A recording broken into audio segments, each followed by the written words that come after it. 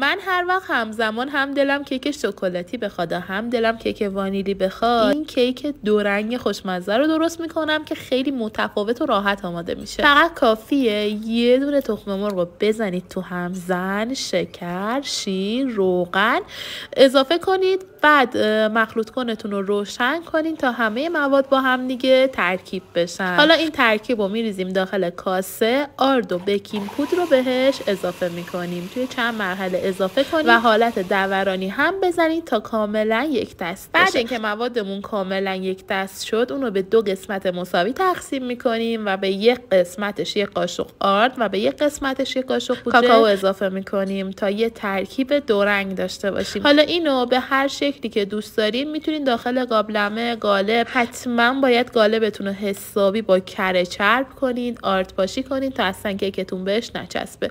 به شکل دلخواه خودتون داخل قالب بریزین. من چون میخواستم کاملا یک سمتش وانیلی و کاملا یک سمتش شکلاتی باشه به این شکل ریختم.